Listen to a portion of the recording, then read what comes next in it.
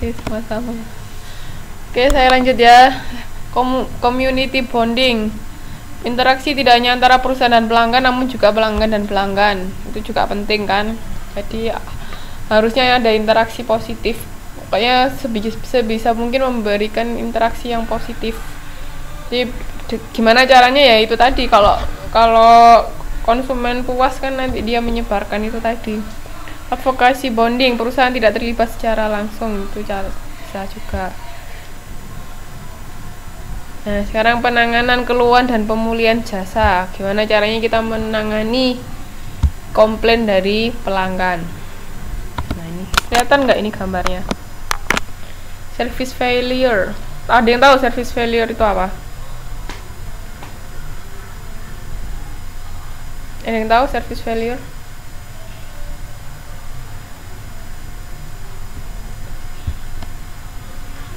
Service failure itu kegagalan yang kita lakukan dalam memberikan service. Oke, terus karena gagal berarti ada ketidakpuasan atau negative emotion. Nah, kalau ada complaint action, itu complaint to provider, itu biasanya langsung ke perusahaan. Kalau negative word of mouth bisa, atau third party action, kita bilang ke orang lain. Terus ini exit atau switch, maksudnya berpindah ke produk lain atau perusahaan lain.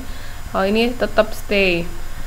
Terus kalau nggak ada komplain ya langsung exit atau switch atau stay. Itu prosesnya ya.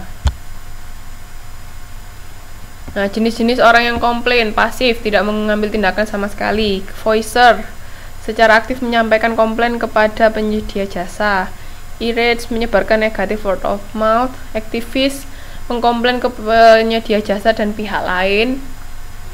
Yaitu tadi berarti ini voicer, irate, ini apa tadi lupa. Aktivis. Jadi ini yang ini voicers, ini irate, ini aktivis, oke. Mbak tipe yang mana? Yo. Mbak tipe yang mana? Tipe yang ini atau yang pasif? Mbak termasuk irate, aktivis, voicers atau pasif? Halo? Gak ada orang ya? Voicers. Yang lain? Tipe yang mana? Aktivis, pasif. Mbak yang lain? Oke, macam-macam ya berarti ya. Pemulihan jasa. Kita harus memahami dan bertanggung jawab. Kita sebagai perusahaan harus berani bertanggung jawab atas apa yang kita berbuat. Ya nggak hanya perusahaan, kita sebagai manusia pun kita harus berani bertanggung jawab oleh apa yang sudah kita perbuat kan. Semua perbuatan kita harus bisa dipertanggungjawabkan. Nah, caranya itu memperbaiki produk jasa, mengganti seluruh uang yang telah dikeluarkan pelanggan bisa, mengganti sebagian uang, permintaan maaf dari perusahaan, penjelasan tentang apa yang telah terjadi, jaminan bahwa masalah tersebut tidak akan terulang, dan memberikan kesempatan kepada pelanggan untuk mengeluarkan kemarahannya. Sebenarnya satu kata yang penting pada saat kita melakukan kesalahan adalah kata maaf, ya kan? Kadang itu ada orang yang aku nggak pengen apa-apa, aku cuman pengen kamu minta maaf. Pernah nggak ada di situasi seperti itu?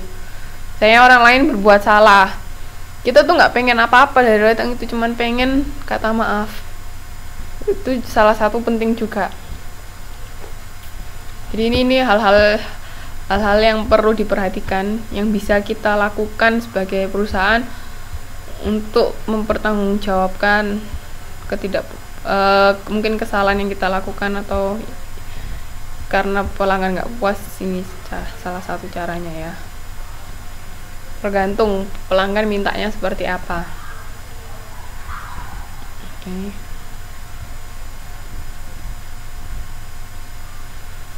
Ada yang mau ditanyakan? Pemulihan jasa, fair treatment, outcome fairness, procedural fairness, interactional fairness.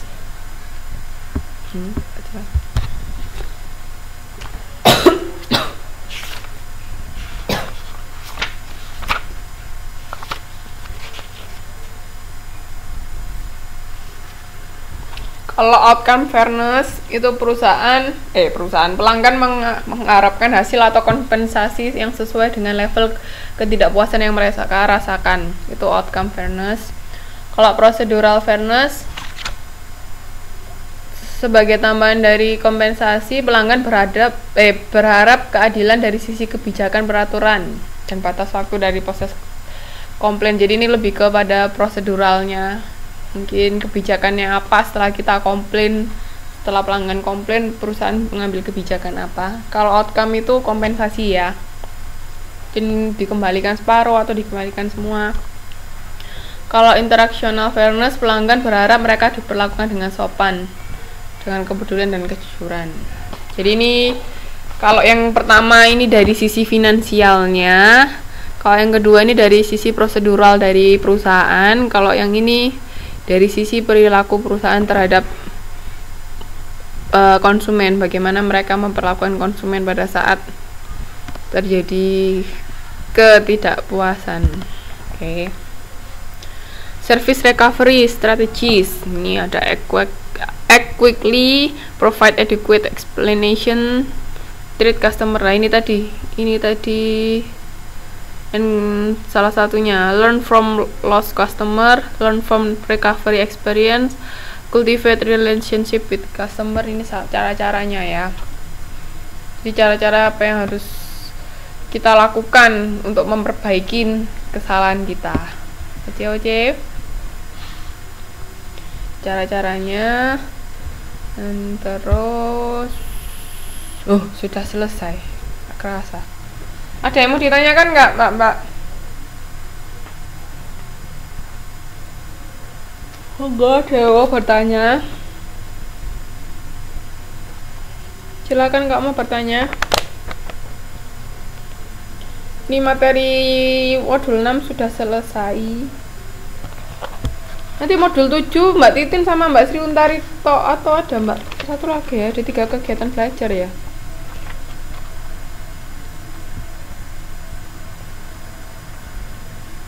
Sudah selesai bab 6 sampai sini.